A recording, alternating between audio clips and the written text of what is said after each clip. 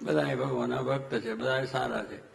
હા, તો આપણે પેલાને કહે હું સારો છું ને બધા ખોટા છે, આપણે એવું થાય દેહ ભાવ. કંઈક બોલ્યો, કોઈ કહ્યું, કોઈ બોલ્યું, આમ તેમ બોલ્યું, એટલે પછી આપણા મનમાં દુઃખ થાય કે મને આમ કહ્યું. તો આપણને કોણ કહે છે ભલાવી? જે માણસ તે કહેતો તો આપણે દેહના ભાવની વાતો કરે છે કે તમે આવા છો ને તેવા છો. એટલે આવી જે સમજણ કરવાની છે એ આપણે બધા સત્સંગ કરીને કરવાની એ છે. ભગવાનને સંતનો મહિમા ગાવો એ પણ એક ઉત્તમ વસ્તુ છે. મહિમાની દ્રષ્ટિ છે એ પણ એક ઉત્તમ વસ્તુ છે કે દરેકનો મહિમા સમજાય તે.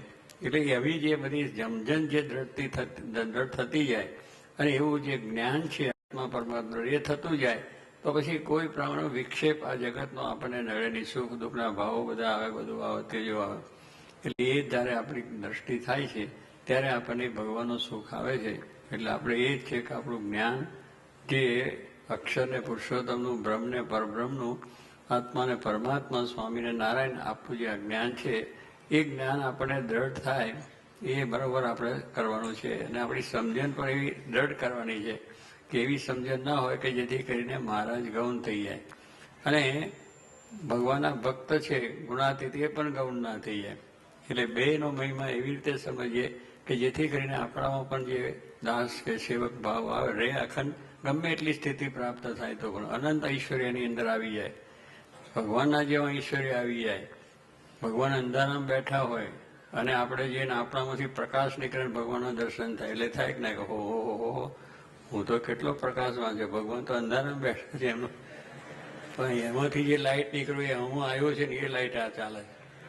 એટલે એવું સમજણ રાખવાની જરૂર છે કે હું બે શબ્દો જાણ્યો ને ભણ્યો ને મોટો થયો ને વિદ્વાન થયો કાં તો આવી બે પૈસા ભેગા થયા ફલાણું થયું કે હું આમ છું.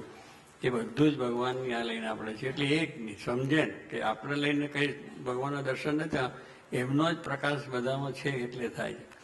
ભગવાન એટલે પોતાની એવી રીતની સ્થિતિ દેખાડે કે તમારો નિષ્ઠા એમાં દ્રઢ રહેશે કે ને પછી આપણે થાય કે મારા કરતાં ભગવાનમાં કંઈ ઠેકાણું નથી એટલે નિષ્ઠા જ ના હોય. પણ જે છે એને લઈને છે એટલું સમજવાનું. જે કંઈ થાય છે પણ એમને લઈને, પણ મેં આમ કરી આપ્યું, મેં આ કર્યું, મેં આ કર્યું, એ બધે એટલે આપણને એટલા માટે પછી બધાનું થઈ જાય, અવગુણ ઉભા હોય, કોઈને કાન બીજું. એટલે આવી સમજણ સાથે જો આપણો સત્સંગ હશે તો એ સત્સંગ આપણો શોભશે અને સત્સંગથી સુખને શાંતિ થશે. એટલા જ માટે શ્રીજી મહારાજે વાત કરી કે સત્સંગ કરવો, ભજન કીર્તન જે કંઈ કરવું એ એટલા માટે કે ભગવાન રાજી થાય એટલા માટે. અને સત્સંગ એટલે જીવનો કયો મહિમા પણ જીવનો જ કયો છે. જીવની અંદર જો મહિમા હશે એટલે આપણે બધી સમજણ હશે તો પછી વાંધો નહીં આવે ગમે એવા પ્રસંગોની અંદર. અને મોરપ પણ ના આવે. કોઈ ગમે એટલું કહે તો પણ સત્સંગમાંથી મન પાછું ના પડે. ભગવાનને સંતવે સાચા છે, બાકી તો બધા સૌ સ્વભાવ તો છે જ. એટલે એને લઈને આપણે એ નથી આવતા. અહીં આવીએ છીએ કે મહારાજને, સ્વામીને, સાસ્યમાં જોગીમાને લઈને કે એના થકી મોક્ષ, કલ્યાણ, પ્રાપ્તિ છે.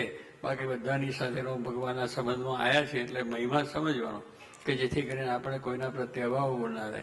પણ આપણું મૂળ તો એ છે એટલે એ કોકના બોલવા ચાલા સ્વભાવથી થયું હોય તો સત્સંગ મૂકી દીધો તો કંઈ આપણે સમજ્યા જ નથી. કોઈને લઈને આપણે નથી. આ તો કોઈ માણસ છે તો કંઈ મૂક્યા હોય પણ છોકરાએ ઊભા રાખ્યા હોય અને મોટર પાર્કિંગમાં તમારે બોલવું થાય, જરા વ્યવસ્થાની અંદર પ્રોબ્લેમ, સભામાં વ્યવસ્થામાં થઈ જાય, સંતને પણ કંઈક આગું પાછું થઈ જાય. પણ જો એ બધું હોય પછી આપણે દુઃખ થાય. એ તો બધું દેખની વાત. પણ આપણે સાથે અહીં આવીએ છીએ પણ પેલા તો છોડીને ઘર અહીં સત્સંગ મૂકીને જતા રહ્યો.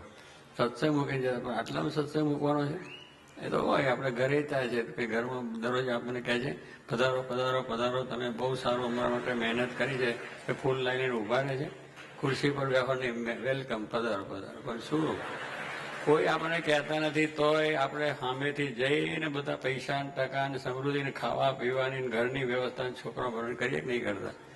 એટલું જ સમજવાનું. આપણું ઘર આ જે છે આપણું ઘર છે. આ સત્સંગ બધો આપણો કુટુંબ છે અને ભગવાન સંતે આપણા મોક્ષના દાતા છે. આટલી સમજણ આપણે કરવાની છે. એવો જો સત્સંગ દ્રઢ થાય તો પછી સ્વામી કે કોઈ દાડોને વાંધો આવે નહીં. છેલ્લો જન્મ થઈને મારાના ધામની પ્રાપ્તિ થાય ને સુખિયા થઈ જાય.